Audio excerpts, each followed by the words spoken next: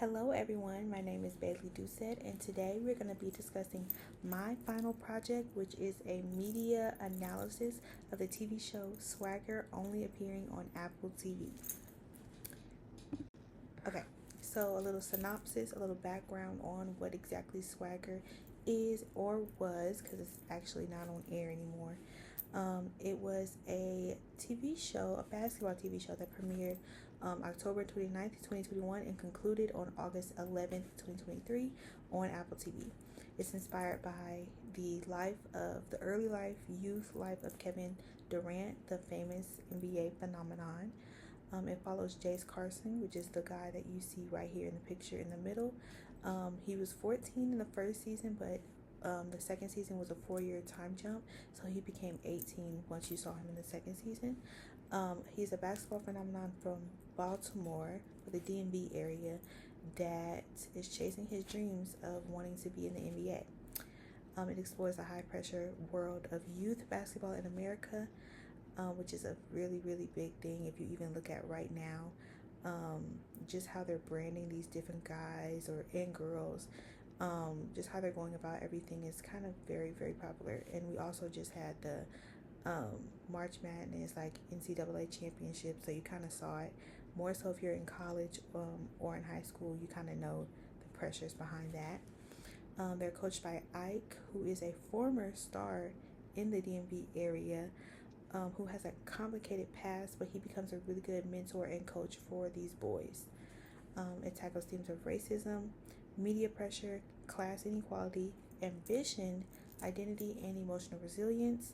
And it highlights how society often views young black athletes as products instead of people, which is a big, big piece in this show. And lastly, combines sports drama with real life social commentary, which they deal with things like police brutality, COVID-19, sexual assault, and a really big thing is mental health. Okay, moving on. So the four main concepts we're going to discuss here is gratifications, myth, alienation, and anomie. And I hope I said that correct because I've been kind of messing up these past couple days. Okay, so first with gratifications, it was I want to say 4-ish things that I saw. So entertainment and escapism. Viewers enjoy the intense basketball games, dramatic rivalries within the teams, and like personal growth stories. The example is like what you see right now with The Gift, the fast-paced type of court scenes that keep the audience like emotionally invested and entertained. Also, we have information and social awareness. They were raising awareness with the police brutality episode, I want to say towards the end of season 1. Like systematic racism, class issues from the black team that he's a part of versus the white team and how they were treated at the same event. Emotional release, catharsis. I always get in trouble with that name, but it's just a lot of different scenes where Jace finally like just lets his emotions, lets himself feel his emotions, and you kind of see the release and how he feels after he does that and how he's able to talk to people about how he's feeling, because he was brought up in a way that he felt like he has to keep it in when he doesn't.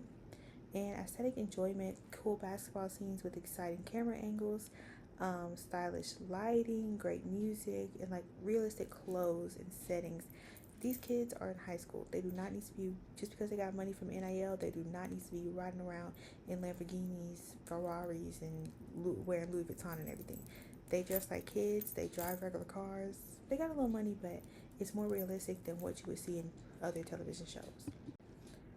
This was an example, but it wasn't playing, but this was a YouTube example. This was from the trailer of season 2, where from the 1 minute and 40-second mark, it was just like 15 seconds of pure basketball, so you could kind of see like how they filmed it and like how they were able to move the camera around the court to make you feel like you were there on the court with them, shooting those free throws and moving around the court, and just it's very intense. It makes you feel like you're there.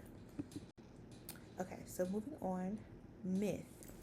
They have four myths that I thought was really, I mean, three myths that I thought that were really, really big and needed to be talked about within the show, which is a rag to riches one, athletes as role models, and basketball as the ultimate escape. So rags to riches, um, they kind of have that myth in there with how, um, I want to say, from the first season to the second, you kind of see it's, keep in mind, it's like a 4 year time jump from the first to the second season. So these boys have grown up, they've gotten more money, they're more of a brand now, they have a following on social media because of them being so good at basketball. They're getting scouted by UCLA, USC, different places. So you kind of see, even with the mom being more successful in her job, and they're moving the kids from, she's moving the kids from a 2 bedroom apartment to a nice 4 bedroom wide ginormous house.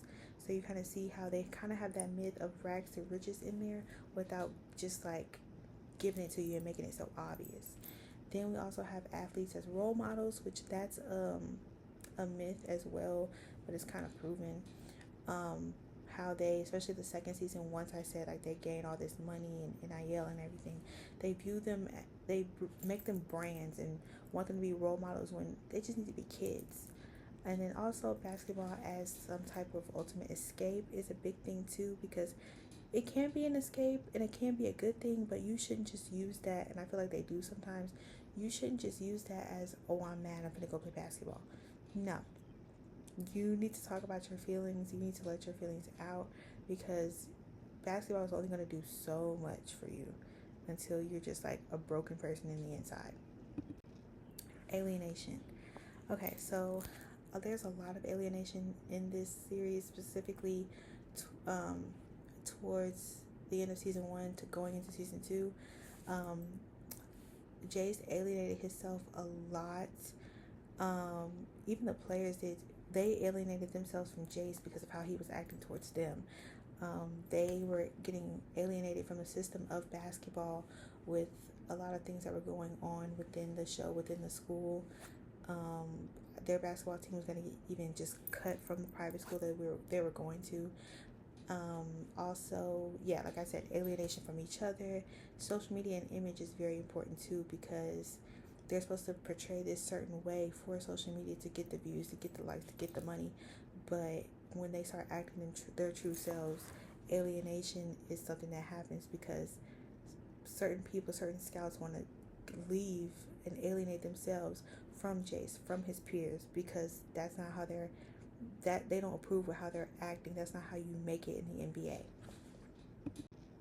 And there was an example, but it's not playing, but it was an example of him, literally, it's him sitting there, mad, like isolating himself from the game because of how he's feeling. He didn't even play in the game because of how he's feeling about how everyone's acting around him. And okay, Anami, 3 Anamis, which was Jace and the pressure to succeed, which he put a lot of pressure on himself when he didn't have to. Youth navigating corrupt systems, social media and identity, and just how they feel like social media is how they should identify themselves when it shouldn't be. Just a lot of pressure. Pressure is a big thing within this show, just pressure. There was an example of Ike, which is the mentor / coach, how he was trying to be there for him, but Jace wasn't trying to hear it because of all the pressure that he has on himself. He didn't want to hear what anybody had to say. And then, yeah, that was it. This is my application chart. Yes, this is the first set, and then this was also, I'm gonna send you the actual everything, because I don't know why my computer's acting like this. This is the first part of the application chart, and then the second.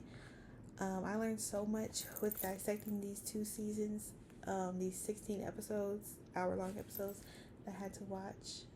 It had me view things in a completely different way. Without this course, I wouldn't have been able to do it. So I hope you enjoyed my final project, and thank you so much. Bye.